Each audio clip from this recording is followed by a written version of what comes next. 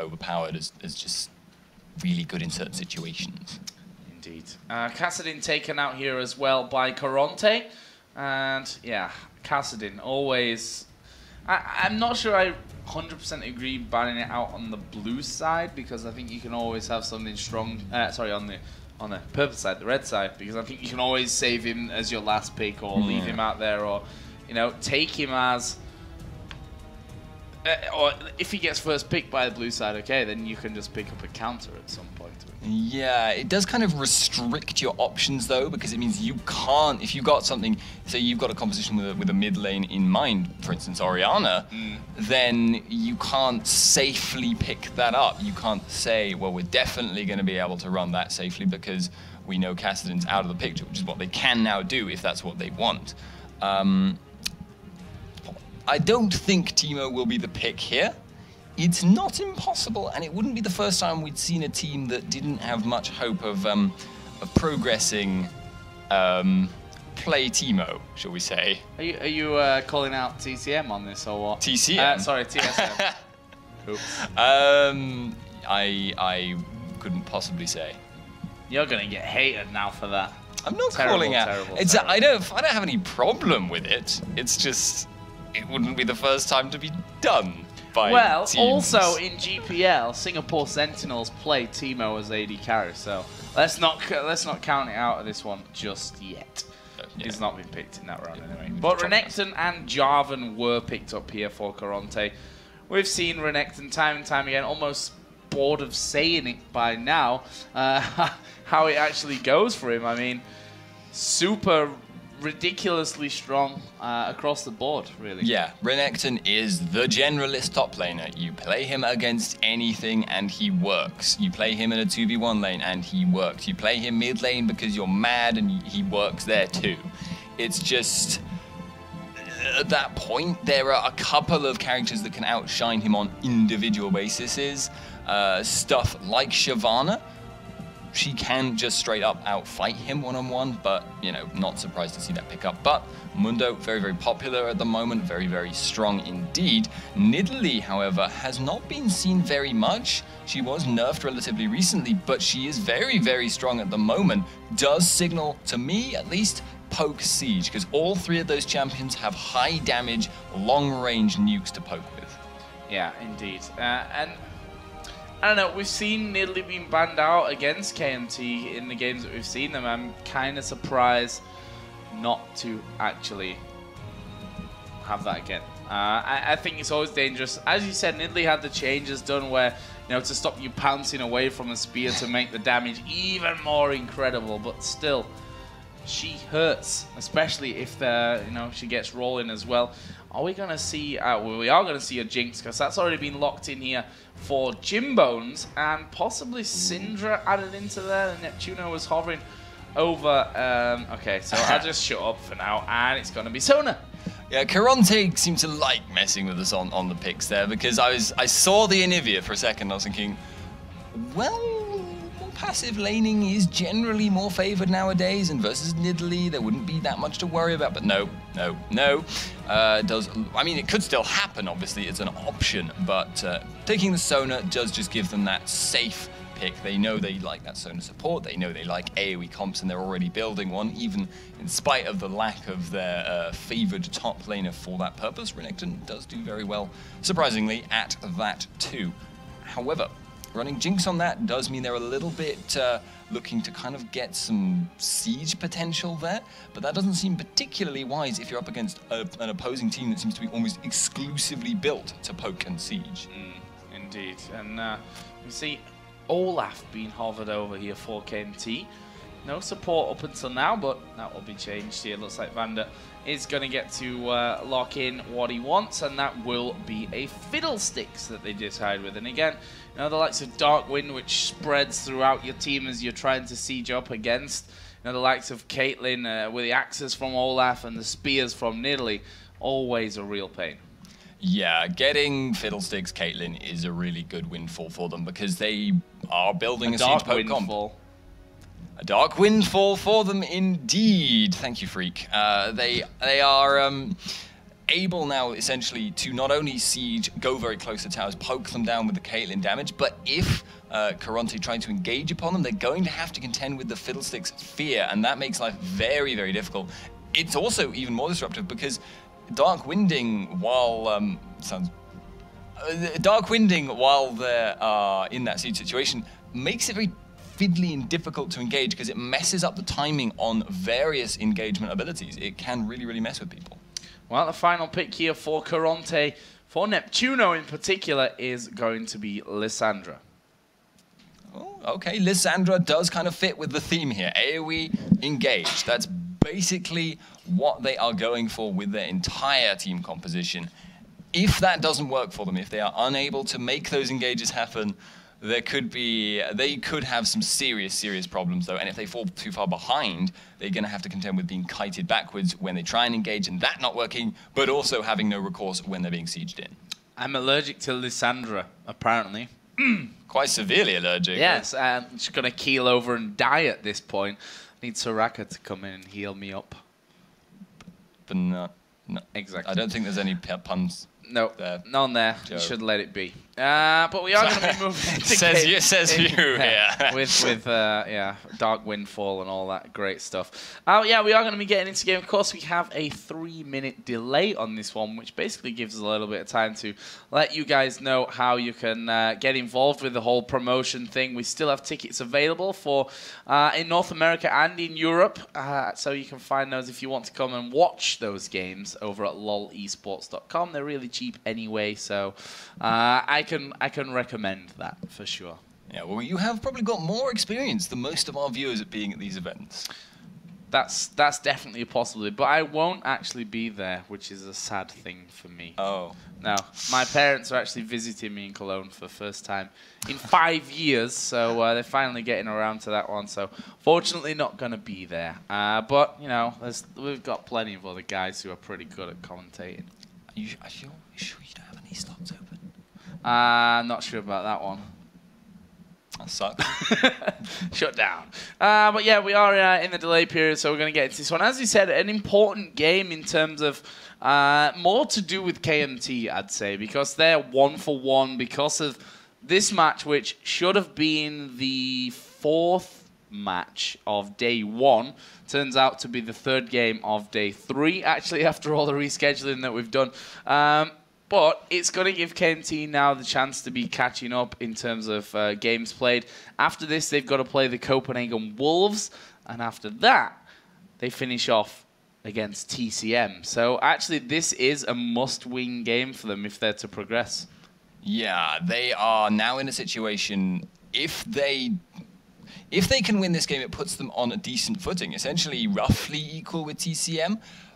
Playing against Copenhagen Wolves, though, they may almost want, like, I don't mean to brag on Copenhagen Wolves' behalf here, but it may almost be worth more for KMT to focus more on their other games and just accept that Copenhagen Wolves are an extremely good team. I don't want to say, you know, give up, but, you know, planning is valuable, and you only have so much time. It is, but at the same time, if the Wolves are feeling, you know, we're already qualified for this one, guys, we can, you know, let off the pedal a little bit. We can basically not show any strategy whatsoever around it.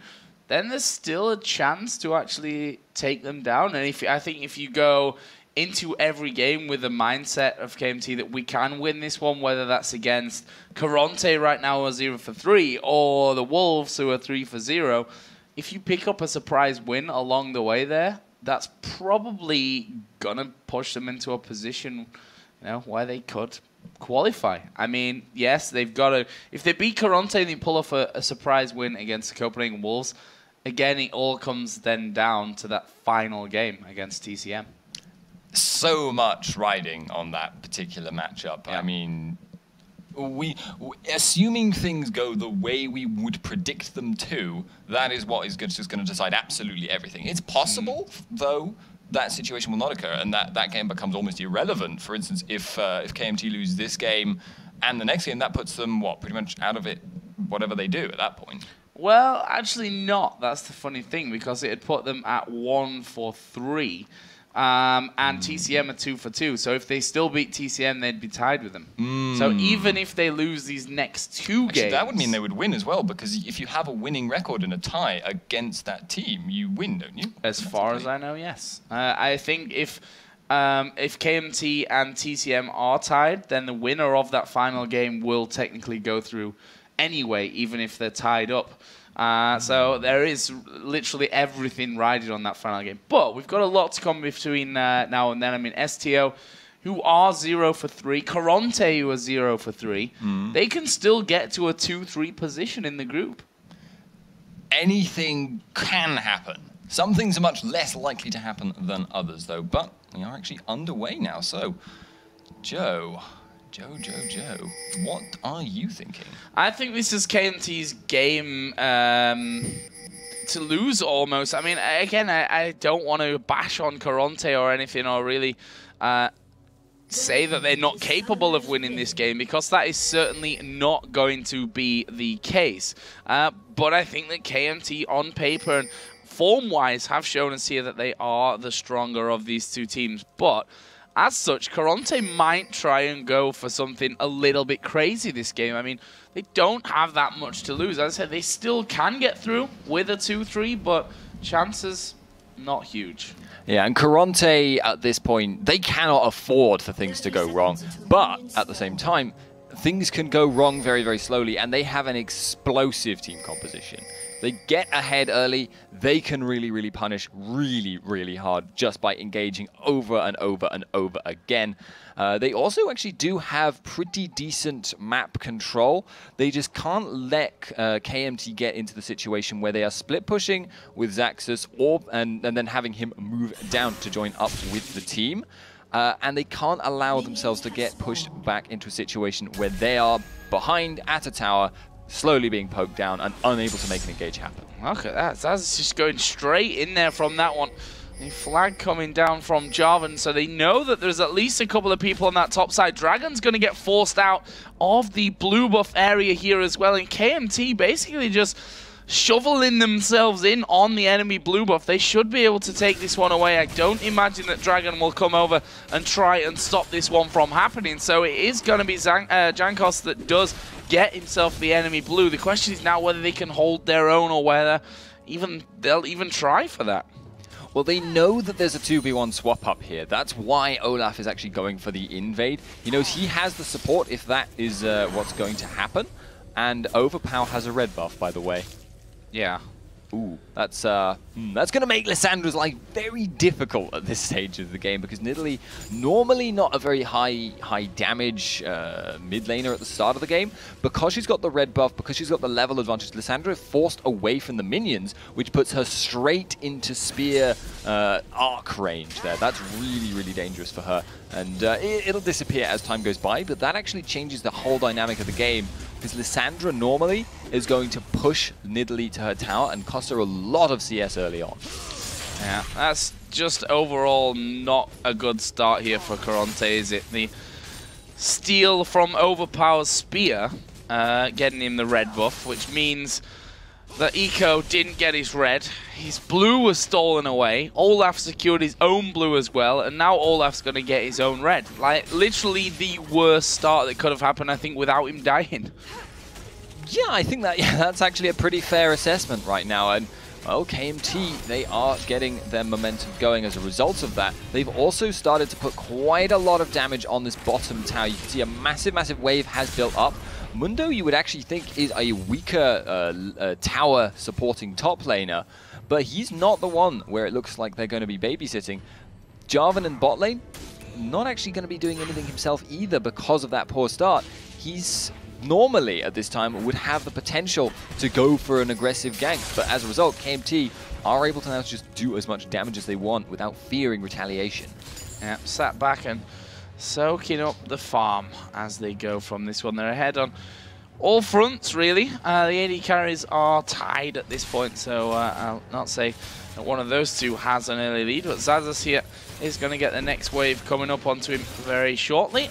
And should be able to soak up a bit more of his pressure, but Jimbone's doing a lot of damage to the tower already. Actually, Jankos coming around will just sidestep the zap, which would have slowed him down to a point where he couldn't have got involved there anyway. Yeah, indeed.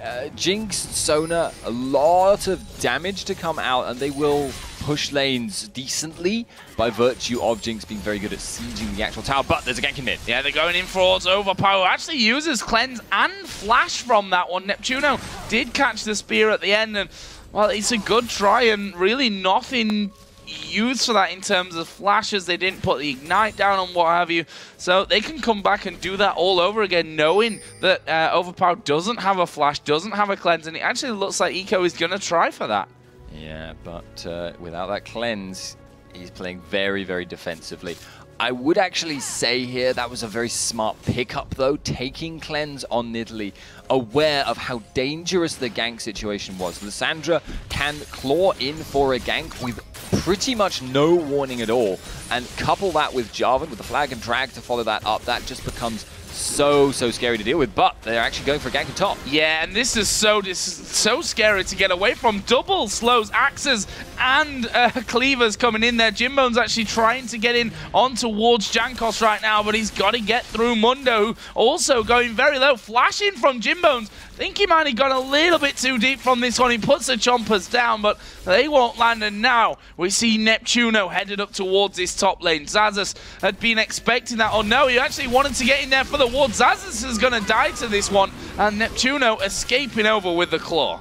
Yeah, a little bit interesting that I believe that was a fail flash there by Xaxus right at the end, unable to get away, but even being there in the first place, understandable, wanting to get that vision, but he wasn't going to be staying in lane anyway, so possibly not worth it. But there is a teleport in the top lane, and Jims is in trouble. Yeah, teleport coming in there. Jimbones puts down the flame chompers, but as I said, cleavers and axes, double slows. You can cleanse one, but you can't cleanse them both. They pick up the axe, and Xaxus returns straight into lane and gets a kill. And that means that now the AD and support have kind of been desynchronized. They keep dying and then respawning when the other one comes back in. Dying again and then respawning when the other one comes back in. So it's very, very messy, and that means they won't be able to push towers very, very hard. They were already up against it in the tower race because they had a weaker pushing lane. Kaylin is already almost completely taking that bottom tower. Look at the top, though, and that's like nearly half. And there is that tower going down, and yet half HP basically is what's left on the top side of things. Meanwhile, in the middle, we see Neptuno going in on towards Overpowered. He tries to get away. Actually, he's gonna heal, but there's the finisher from Neptuno. Close stuff from Overpower, but and we said it earlier on, using both the cleanse and the flash leaves him very vulnerable, and they exploit that. Yeah, even after level 6, with the amount of lockdown that Karont3 have, it's just an incredibly difficult thing to deal with if you are Overpower. However, with that tower now gone, and with Nidalee now hitting level 6, KMT have the chance now to start applying a lot of map pressure. They're actually going for a blue buff steal here, and I don't think Lissandra knows it, so it doesn't look like they're going to contest it at all. No, but Dragon is next on the menu. That would be the actual Dragon rather than Renekton, who is, of course, Dragon. Not playing Dragon today, though. Interesting.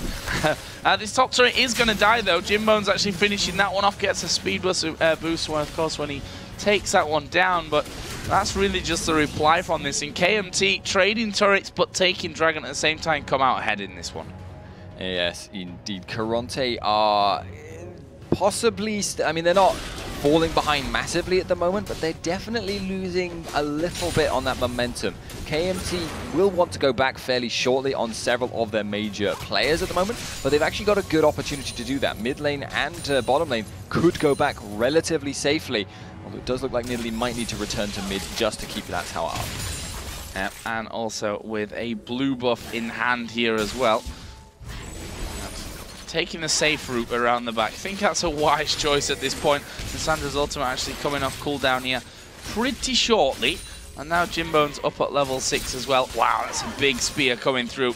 Neptune losing half of his health. But they need to react to this one. Although the spears do a good job at keeping them away, that's so to be said. They need to be careful because the rest of the team pushing around. Eco is there as well. Super Mega Death Rocket pushed through by Jimbones. I think that might been a little bit too early.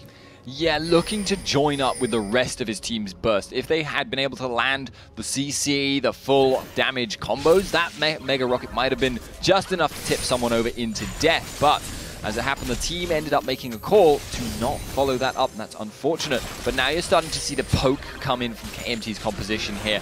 K3, they can't go near the tower. No, and that's what happens if they do. Dark Wind coming around the back as well. Eco basically has to soak things up, but he's also not particularly tanky at this point. There goes another spear, and actually dodged this time by Tremnek. And actually, Lissandra Neptuno did decide to go up to that top lane to stop Mundo picking off that outer turret on that side of things as well. This is the exact situation I said Karont3 needed to avoid. They need to avoid being split pushed in by Mundo, while KMT in general forms up for a push. But it does look like the ultimate was popped by Xaxus. I think he was just a little bit paranoid. It was fine either way. So much health. Got a Giant's Belt in there already. And I tell you what, KMT might try and close in here on this top lane. Lissandra, who obviously does have that claw to get away with, but you can't use it if you're feared and silenced by the Fiddlesticks.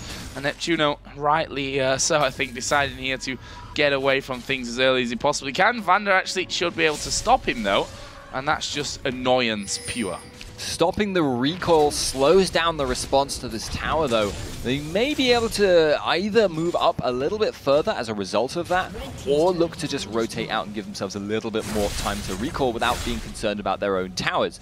So stopping someone recalling sometimes is actually not just annoyance, it's just a little bit more influential, because if you can see at bot lane, Olaf is up to a tower again. Yeah, he's on that inner tower here. Jankos going to be hammering away on that one, and probably going to leave with about half of its health gone at this stage as the rest of Karont3 start to come in there, and pretty much exactly half of its health being taken away. And that will be a welcome sign for them, knowing they can return to that and pretty much clear it out in a flash. I mean, they've already got that amazing siege potential. If the towers are low, it makes getting the job done a lot easier for them. Yeah, the damage to towers on the outer and the inner rings, as it were, is obviously going to be permanent, and that just makes it all the more valuable. However, it's not going to be easy to make a play on that particular tower right now. Generally, a composition like KMT's is more favored by forming up and pushing the mid lane. They will do split pushing, but Mundo is mostly going to be top, and opportunistic pushing, like we saw there from Jankos, might go to bot lane, but mostly he'll actually try and stick with the team or kind of in the jungle between Mundo and the rest of the team. A pink ward actually put down there in the tri-bush, as in the top side there, as Overpower does clear that one out. And with these duos, I say duo, that's obviously Olaf and Fiddlesticks rather than Caitlyn and Fiddlesticks. In this top lane, actually, Xaxus doing a good amount of damage. Dragon actually going to pop here his ultimate, and Xaxus will do exactly the same and just goes charging on away. Yeah, walking out because he just won't get pinned down by Renekton. He doesn't have enough crowd control. Even if he had like a Phage or a Frozen Mallet, he wouldn't be able to chase down Mundo with ultimate and Burning Agony active. And now Xaxus is actually able to come back in. He's got more sustain, and over time, he will grind down Dragon like this. This is very, very dangerous, though, on the blue buff here. We see that KMT starting to get wards down, and they see 3 men are here. Might be up to a Nidalee Spear or a Smite from Jankos to steal this one away, but either way, they've got to stay very, very cautious about it as they do go in there, and there we see the pickup. Jankos gets that blue buff. There is a crescendo coming back, but they can stick to them here. Ace in the hole goes through. That will pick up Tremnek, and on the backside, Neptuno trying to get away, will get his away to the claw. But they can make that play that we were talking about on this bottom tower, if only it wasn't for the actual wave, which is pushed a little bit further up. They may have a go at middle, though. Yeah, they can just go for mid right now because Xaxus is actually cutting off Dragon, and that gives them a free chance to put down extra damage, bonus attack speed from Nidalee, and Caitlyn obviously doing a lot of damage as well, and Vander, more annoyance with Xaxus. Yes, gonna continue on that one, and there we see Vander moving in, and a flash from Dragon. As that turret does go down. So, now fairly low scoring game in terms of the kill score, but not in terms of towers. 4-1 right now is what KMT have in the lead, and that translates to a 4,500 gold lead for them. Yeah, it's KMT's composition working just as planned right now. They are really executing everything very, very well, and Karont3 are not finding the opportunities to engage. They have to engage or they will gradually get ground down, much as we're seeing already, but they're not able to do so at the moment, and if this continues, it may even get to a point where they can't team fight properly.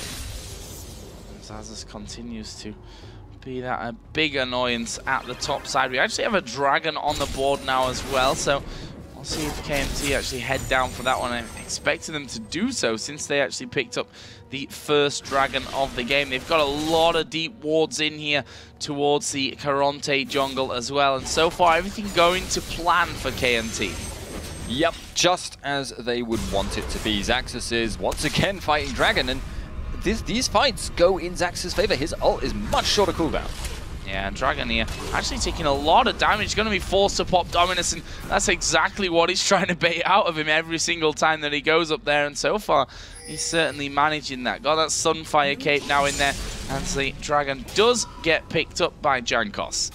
Yeah, Jankos, it's objective control, and it's being taken to the nth degree here. The composition that KMT are running is sacrificing a lot of their ability to team fight. If they were getting engaged upon, they would be losing the fight, like almost regardless of the player's skill. But they are just constantly keeping Karont3 out of the position they want to be in, and they are just constantly applying pressure, and I don't think at the moment that Karont3 really have an answer to it. Celebrate really racking up the CS here, actually behind Jimbones technically in terms of the farm, but you can see here pushing onto this tower. Jimbones actually alone on that one, and Celeva's got enough damage to finish it off all on his own, tanking up the last hit from it as well. And that is now only this here, sorry, on the upper lane, the top lane. Obviously, is technically the upper lane as well, I suppose. But the inner turret on that top lane is the only one that now stands outside of the base of Karont3. Yeah, it's going to get a little more difficult now for KMT, obviously considering the regeneration of the inhibitor turrets, but it's not very fast regen, and they seem to be proving quite effectively they can force them away.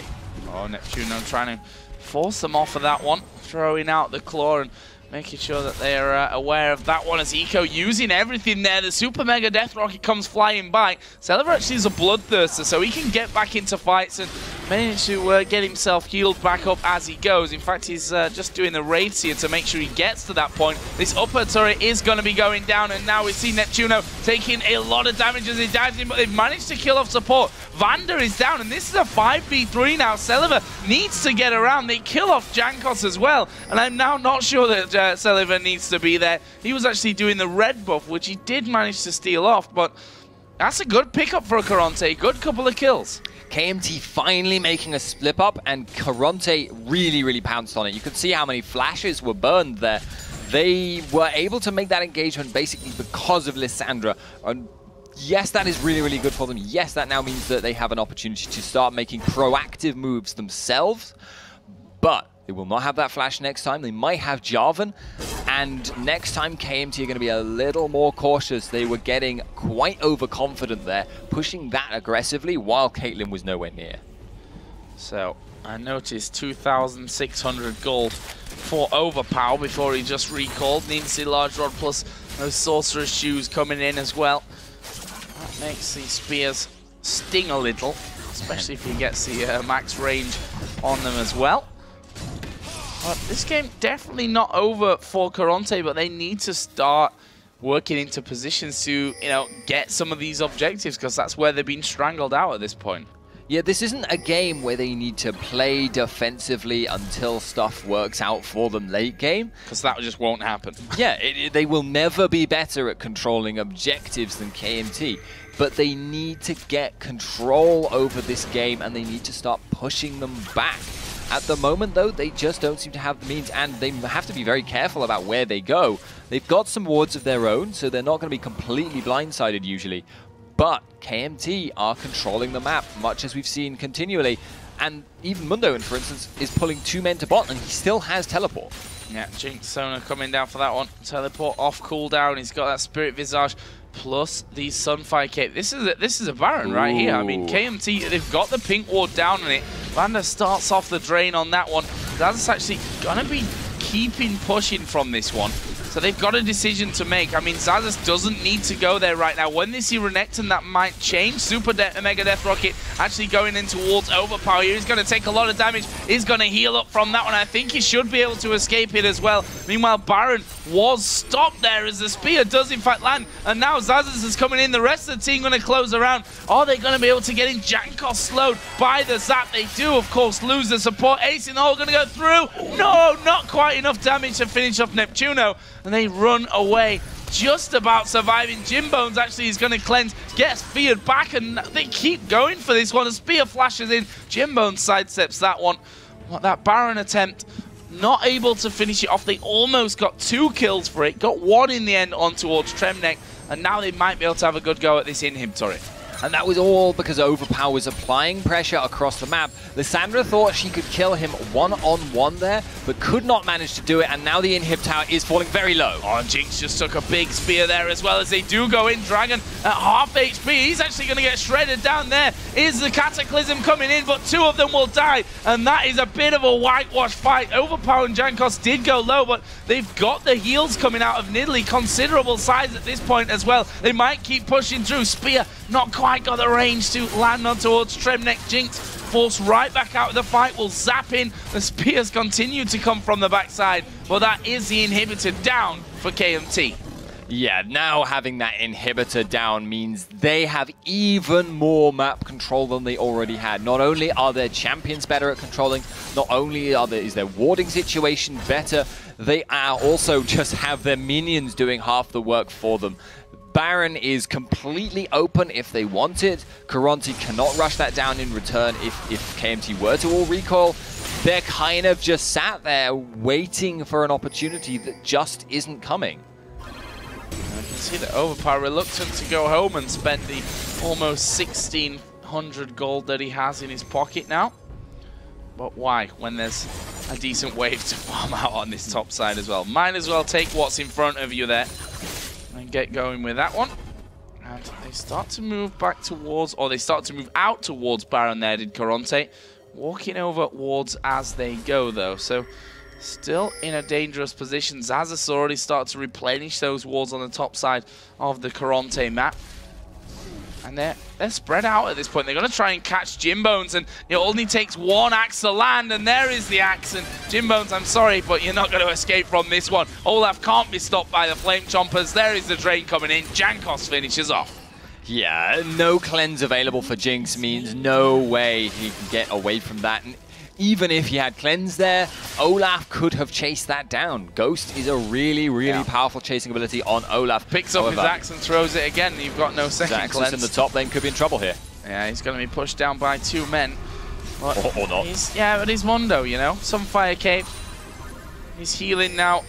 83 a tick he's getting from that, which is a lot. Well, a lot, yeah. Middle turret is now open up thanks to that. Thanks to, once again, Karont3 being dragged away by the big Mondos. We are going to see Crescendo coming in. They're going to try and lock down Celiver. They do manage to kill him. Super Mega Death Rocket comes through, but that won't connect with anyone. But they might lose Jankos from this one. Overpower just trying to chip them down with the spears. Won't be enough to save his teammate. And that will be a 2 for nothing.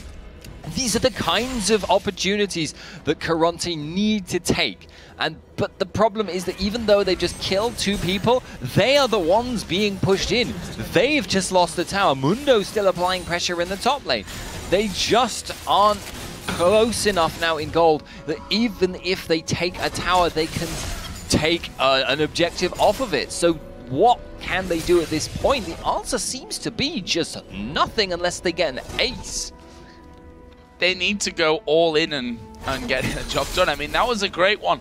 Locking down Celiver, but if he's positioned correctly, he probably shouldn't be that far forward anyway to be in a position where he can't flat out escape from the Crescendo in the first place. Yeah, flash stun engages. That's basically what Karont3 have. That is like the options list. That is the one thing that is on their list.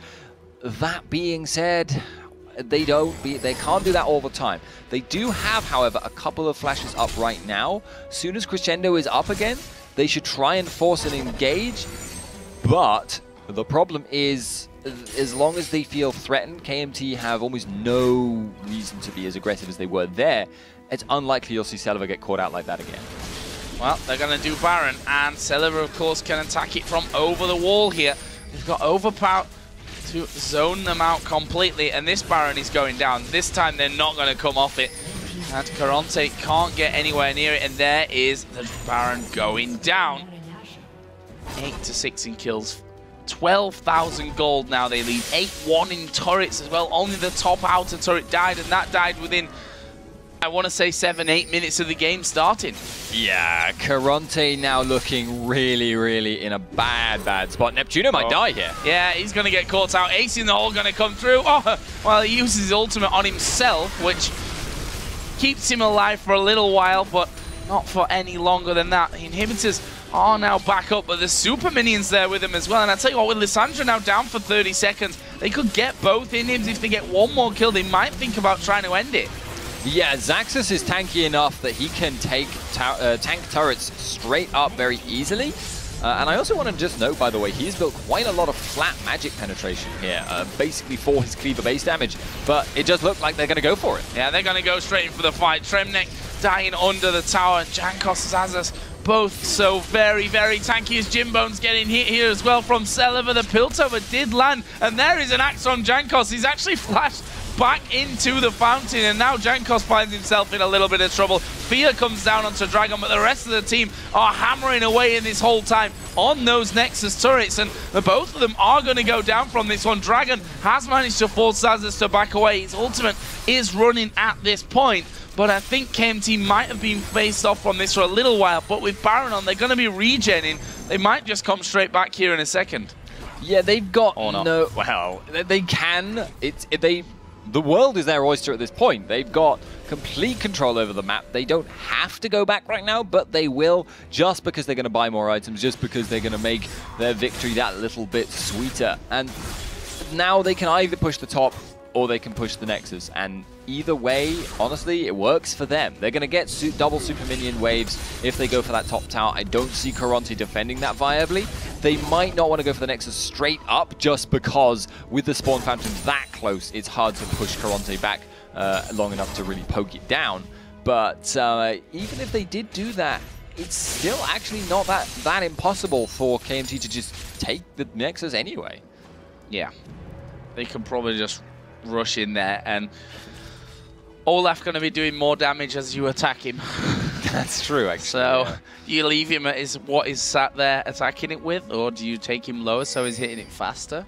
That's a hard one to call. Kill the enemies. Yeah, that is basically the plan. That is just kill him, but I'm not sure that they really can at this point.